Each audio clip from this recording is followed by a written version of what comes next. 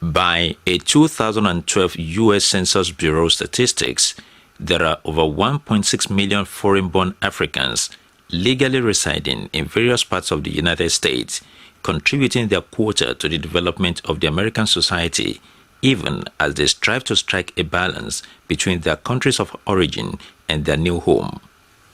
In New York City alone, a 2011 official record put the total number of foreign-born Africans residing in the city at 128,000, up from the initial figure of 92,000 in year 2000. Even though they are a minority community in the U.S., Africans have continuously impacted their immediate communities through their considerable professional, economic, cultural, social, and political contributions, and their political relevance and impact, more importantly, may not be wished away. For decades, many of them have been actively involved in U.S. local politics, with a handful, however, having the opportunity of either being elected or appointed into political offices. And from time to time, government officials, especially in the city of New York, interface with these people on how best to leverage on their competencies and help them address some of the challenges being confronted on a daily basis. One of those is the public advocate for the city of New York, Letitia, whose office facilitated this convergence as held in the Bronx area of New York City for a mutually rewarding deliberation.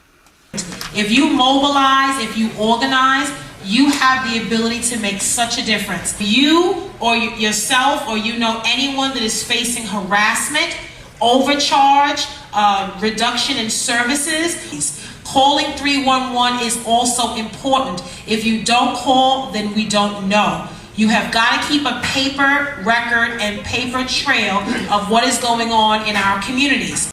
With so many issues of concern brought to the fore at the meeting for the good of the community, diaspora Africans themselves were taken to task on taking their destiny in their own hands. Elected officers are there for us. We put them there. Don't sit and sleep. They're not coming to you. Go and knock on their door with your issues. Let's learn to do things normally. When we're in a system, we're in an area, let's learn how things works. Because just being among us all the time, let's come out of our circle. 311 also is the second thing I like to talk about is we do not use it. The government uses a 311 statistic to react.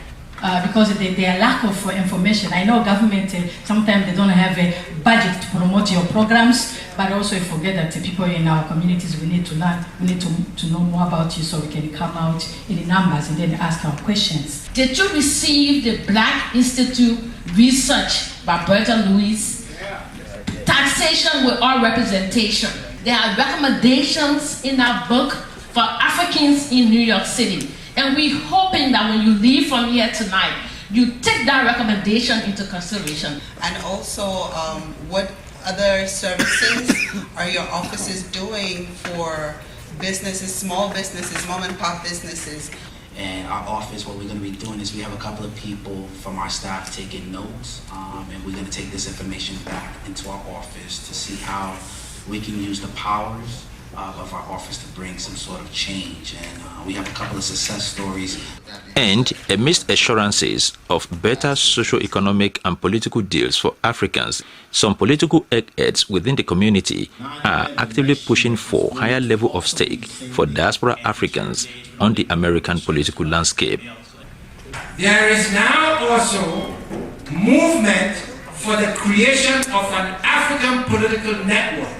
That means anyone that wants to run for office in any part of this country, that entity is going to raise money, it's going to raise recruiters, going to make sure they are volunteers so that they can move from state to state. From the Bronx in New York City, Adeshino Anidube, Ogtv News.